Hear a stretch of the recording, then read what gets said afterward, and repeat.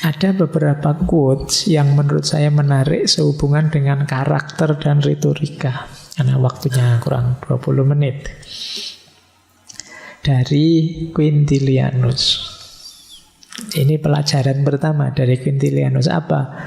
Bersumpahlah atau berjanjilah saat diperlukan saja, maka engkau akan dianggap sebagai orang yang terhormat. Nah, ini pelajaran ya buat kita.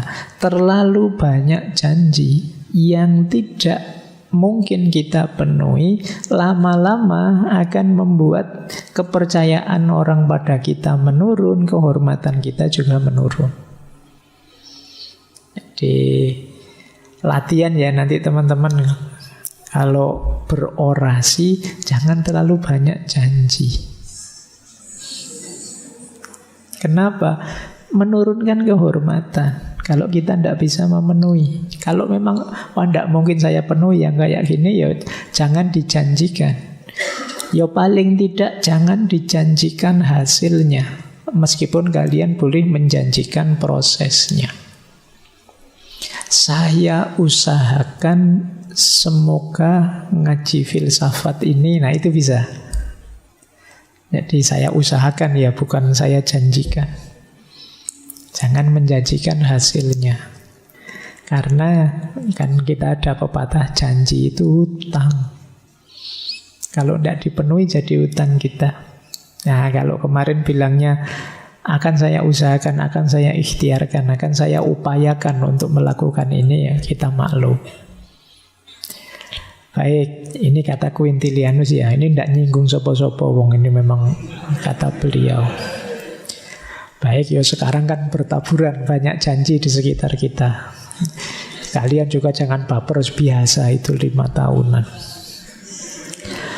Tidak usah kaget. Tapi untuk kalian sendiri sebagai orator, ahli retorika, minimalkan janji. Kalau memang tidak perlu. Jadi, ya itu tadi, mendegradasi dirimu sendiri, menjatuhkan kehormatanmu sendiri. Bayangkan kalau bolak-balik kamu mengingkari janji, mungkin misalnya kamu punya pengajian, tiap hari kamu janjikan macam-macam jamaahnya. Kalau kamu bohong terus, lama-lama mereka apatis sudah. Mesti bohong, mesti tidak. Itu makanya teman-teman yang, Pak judul ini ya Pak judul itu ya Pak, untuk ngaji saya jawabnya kan, yo insya Allah kapan-kapan. Karena kalau saya pastikan, saya janjikan, nanti kalian kecewa atau nunggunya lama. Maka rumus retorika, berjanjilah yang diperlukan saja. Jangan terlalu banyak janji biar tidak menurunkan kehormatan kita. Yang kedua, kata Quintilianus, orang yang ingin terlihat bijak di antara orang bodoh, di antara orang bijak dia akan tampak bodoh. Ini menarik ya. Kadang-kadang kalian seneng keminter. Apa ya bahasa Indonesianya keminter itu ya? Sok pinter. Padahal ya tidak terlalu ngerti juga, tapi kayaknya nge-share ini, nge-share itu, kayak kalian sudah pinter sekali, sudah soleh sekali, sudah luar biasa. Padahal kalian tidak paham yang mungkin yang kalian share itu apa, yang kalian ucapkan itu apa. Kalian cuma niru-niru saja atau copy paste saja dan lain sebagainya. Ini kan yang kagum dengan kalian itu kan orang-orang yang tidak ngerti. Wah, luar biasa isinya loh. Tapi orang pinter yang memang ahlinya akan menertawakan kalian. Gitu. Jadi kalian baru baca satu buku ini terus wah sok pamer kemana-mana gitu. Itu orang yang belum baca buku yang kagum. Tapi orang yang bacaannya banyak akan menertawakan kalian. Ini maksudnya apa? Ya kalian, kalau orang Jawa bilang sakmadyo saja. Akui sesempit apa atau seluas apa pengetahuan kalian. Jangan sok pintar. Meskipun di depan orang bodoh. Biasanya kalau di depan orang yang lebih tidak ngerti dari kita itu kan gaya kita kayak ngerti-ngerti ya. Mungkin ikut ngaji filsafat ini nanti ada temanmu yang tidak ikut ngaji. Tadi isinya apa? Terus gayamu menjelaskan kayak itu. Padahal kamu juga tidak terlalu paham. Nah nanti kalau temenmu misalnya pulang dari sini, kamu gayamu di depan temenmu, nanti hari Minggu rekamannya dia mendengarkan. Nah, dia ketawa mesti, wah temanku kemarin ternyata tidak paham. Jadi hati-hati berlaku sok pintar. Apalagi hari ini, kamu tidak tahu yang mendengarkan kata-katamu, yang membaca tulisanmu itu siapa. Kalau pas ketemu ahlinya, kamu akan diketawakan. Kok bisa dia bilang kayak gini? Wong yo dia belum baca buku ini buku itu. Nanti dibegituin sama ahlinya. Maka jadi orang sakmadyo saja. Sakmadyo itu jelaskan saja, sampaikan apa adanya sejauh yang saya tahu, sejauh yang kalian tahu. Oh, saya membaca di buku ini isinya begini, menurut pemahaman saya kok maksudnya begini. Nah, itu mungkin orang akan maklum. Oh, berarti dari buku itu. Nah, mungkin orang yang lebih pintar akan nambah. Saya tambahi ada info baru di buku ini isinya begini. Jadi intinya jangan sok. Kalau orang Jawa bilang ojo dumeh. Kenapa? Akan nabrak kalian sendiri. Baik, ini prinsip retorika kedua. Yang ketiga, ini nyindir. Seorang pembohong harus memiliki ingatan yang baik. Karena kalau tidak, kalian akan kejeblos sendiri. Jadi kalau kalian sudah bohong, itu biasanya kalau memorimu tidak bagus, besok ngomong apa, keliru. Padahal kemarin sudah terlanjur bohong. Jadi kamu harus punya ingatan yang baik.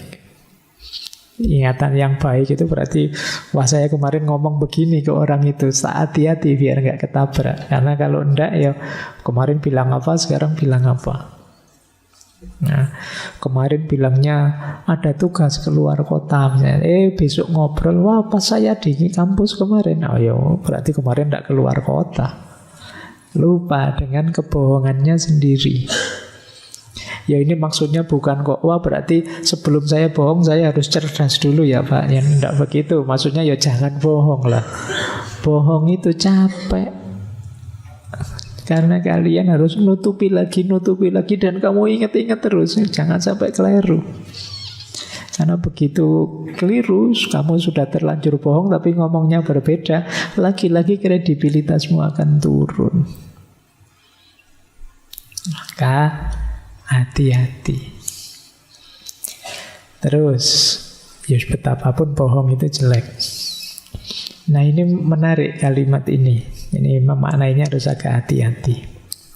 Akan lebih baik, kata Quintilianus, jika manusia itu bodoh, bahkan tidak ngerti apa-apa, daripada menggunakan karunia Tuhan untuk menghancurkan sesamanya.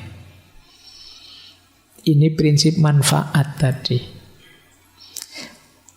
Ini isinya adalah kita itu kan menggunakan akal kita, keistimewaan kita. Kadang-kadang orang itu tambah pinter, tambah bikin masalah. Kalau tidak ada orang pinter-pinter tadi, masalah-masalah ini tidak muncul. Tapi gara-gara ada orang pinter ini, urusan tambah ruwet, tambah rumit. Terus muncul konflik, muncul permusuhan, muncul... Ini hubungannya apa Pak dengan retorika? Banyak orang berorasi, isinya provokasi-provokasi. Isinya dorongan untuk berkonflik, dorongan untuk pecah tabrakan antar manusia. Karena pinter, persuasinya luar biasa. Banyak orang terpengaruh, banyak orang tersulut. muncullah terus problem-problem sosial, konflik-konflik sosial. Dalam konteks inilah terus Quintilianus bilang, kalau begitu mending orang bodoh saja lah, tidak usah pinter-pinter. Pinter malah bikin masalah daripada menggunakan anugerahnya Tuhan untuk menghancurkan sesamanya. Nah, ini jadi prinsip retorika ya buat kalian. Makanya tadi prinsip utamanya manfaat. Kalau memang hasilnya merusak, menghancurkan, mending tidak usah disampaikan dulu. Nyari momen yang pas, nyari situasi yang tepat. Meskipun yang mau kamu sampaikan kebenaran. Karena kebenaran tanpa ruang dan waktu dan situasi yang pas kadang-kadang bisa blunder. Disinilah perlu kebijaksanaan. Maka kata Quintilianus, akan lebih baik jika manusia itu bodoh saja, tidak ngerti apa-apa, daripada menggunakan karunia Tuhan untuk menghancurkan sesamanya. Lanjut. Nah, ini mungkin kalian kalau sedang berorasi kan sering menyelipkan humor-humor, dagelan-dagelan seperti kemarin. Kata Quintilianus, sebuah tawa jika dibeli dengan mengorbankan kesopanan akan memakan biaya yang terlalu besar. Kalau sekedar mancing orang untuk tertawa, jangan mengorbankan hal yang lebih penting, lebih utama, lebih berharga, seperti kebenaran, kesopanan, kebaikan, dan lain sebagainya. Karena tidak imbang harganya, nilainya. Kebenaran, kesopanan, keutamaan, ini kan menu utama. Sementara humor itu kan cemilannya. Ya memang kalau menu utama terus terlalu berat. Kadang-kadang ada cemilannya sedikit-sedikit. Tapi jangan menu utamanya dibuang, hanya cemilannya saja yang dimakan. Tidak sehat. Jadi ya kecuali memang acaranya stand up comedy, tidak apa-apa. Tapi ini kan orasi, menyampaikan kebenaran. Kadang-kadang memang perlu bumbu-bumbu tawa, tapi tidak dengan mengorbankan kesopanan, kata Quintilianus. Kenapa? Karena ada ongkos besar di balik itu, yaitu hancurnya nilai-nilai. Baik, jadi ini untuk kalian, karena biasanya kan kalau kita sedang berorasi menyampaikan sesuatu ditambahi dengan humor-humor, boleh, tidak masalah, justru menyegarkan suasana, tapi tidak dengan cara yang tidak benar, tidak sopan, kebohongan, menyulut permusuhan, ketersinggungan, pecahnya persahabatan, dan lain sebagainya. Terlalu besar harganya. Baik, terakhir, saya tidak tahu kalian setuju apa tidak dengan ini. Ketika kekalahan tidak bisa dihindari, yang paling bijaksana adalah menyerahlah. Ini ada konteksnya ya, tidak untuk semua konteks begini. Ya, jadi ada kalanya ya sudah. Maksudnya apa? Kadang-kadang dalam berretorika kebenaran kita tabrakan dengan kebenaran yang lain dalam tanda petik, dan kita di posisi yang lemah dalam berdebat, berdiskusi mungkin, dan kita lemah, sulit untuk memenangkan perdebatan. Ya sudah, diakui saja kalau memang kita tidak bisa menghindar dari kekalahan itu, ya sudah diakui saja. Oh ya sudah, saya akui saya kalah dalam perdebatan ini. Nah itu kalimatnya Quintilianus, ketika kekalahan tidak bisa dihindari, ya, yang paling bijaksana ya nyerah. Karena kalau tidak selesai-selesai diskusi. Wong kita sudah habis argumen, sudah tidak punya data lagi. Ya sudah diterima. Besok kalau ada data baru, argumen baru yang lebih segar, lebih cocok, lebih sesuai, boleh tanding lagi. Ini sederhananya kalau dalam retorika maksudnya Quintilianus apa? Jangan ngeyel. Meskipun mungkin kadang-kadang kita merasa benar, tapi kan faktanya kita kehabisan argumen dan tidak bisa membalas lagi. Ya sudah, saya akui kamu lebih unggul dalam hal ini. Saya kalah. Tapi ya besok kalau ada data baru, argumen baru, kita lanjutkan ya. Itulah yang dimaksud ketika kekalahan tidak bisa dihindarkan, jalan paling bijaksana ya nyerah. Ada waktunya kita harus sadar diri bahwa ya sudahlah, memang tidak mungkin lagi saya bisa menang. Ini juga dalam rangka menjaga kenyamanan kita sendiri. Karena orang ngeyel itu kan kemerungsung, panas dia. Maka ya kita harus punya senjata namanya menyerah. Ya sudah, saya akui kamu lebih benar. Debat ini kamu yang menang.